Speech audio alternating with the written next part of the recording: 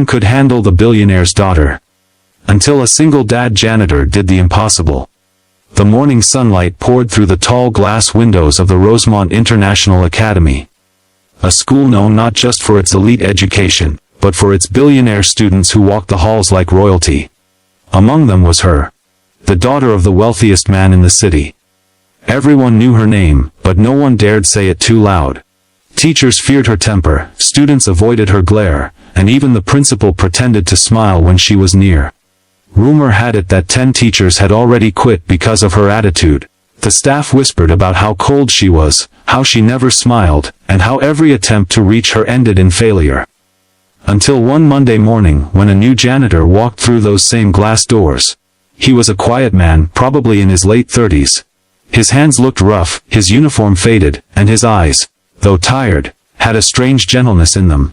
People didn't pay much attention to him, he was just there to clean floors. But what no one knew was that he wasn't just a janitor. He was a single dad. He had a little girl, about 8 years old, who waited for him every evening at a small apartment downtown. Her drawings covered the fridge, and every night before bed, she'd ask, "Did you smile today, Dad?" And every night, he'd reply, "I tried my best." The first time the janitor crossed paths with the billionaire's daughter was in the hallway outside the art studio. She was yelling at a staff member. Something about a painting not being good enough. When she saw him sweeping nearby, she snapped, "What are you looking at?" He didn't respond, just smiled politely and continued sweeping. No one ever smiled at her without fear. It made her freeze for a second. Then, angrily, she turned away. The next morning, he was cleaning the same hallway again. This time she dropped her coffee cup. Without a word, he bent down, cleaned up the mess, and said softly, "It's okay, accidents happen." She stared at him, confused. Most people avoided eye contact. He spoke to her like she was human. Not powerful, not intimidating, just human.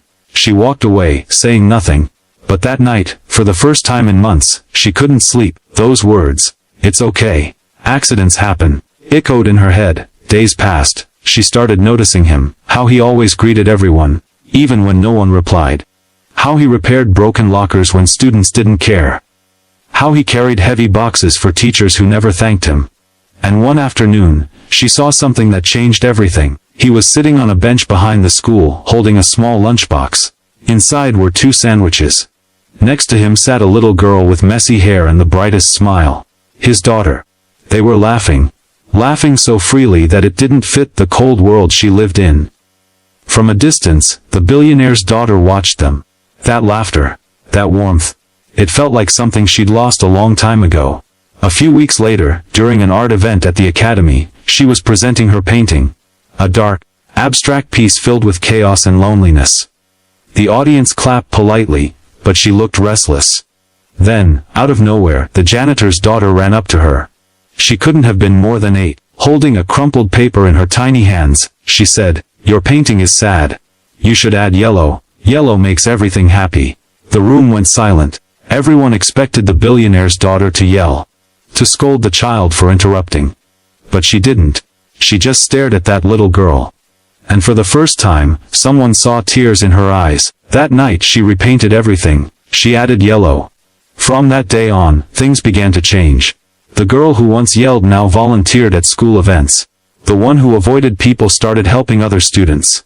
Teachers whispered again. But this time, in disbelief. And sometimes, when no one was looking, she would sneak out behind the school, sit beside that same bench, and share her lunch with a janitor and his daughter. No one could explain it. No one knew what he said or did to her. But everyone noticed one thing. The billionaire's daughter had finally learned how to smile again. And it all started with the kindness of a man who swept floors, but understood hearts better than anyone else ever could. Sure, here's the continuation with a kindness, inspiring and motivational ending that fits naturally with your previous story tone and pacing. Emotional, cinematic, and globally relatable. Months passed, and the changes in her were impossible to ignore. She started coming to school early, sometimes even helping the janitor before classes began. She'd help him arrange chairs, wipe the blackboards, and once even painted a wall that had been dull and cracked for years. The students were stunned. The teachers whispered. The billionaire's daughter, the same girl who once shouted at everyone, was now quietly doing things no one expected from her. When someone asked her why, she simply said, "Because kindness feels better than control." But the real turning point came one winter morning. The janitor didn't show up for work. For the first time, the halls felt empty, not because of the noise, but because of his absence. His laughter, his gentle greetings, his calm presence, it was all missing. By noon, word spread that he had fallen sick. He was hospitalized, struggling to afford his treatment.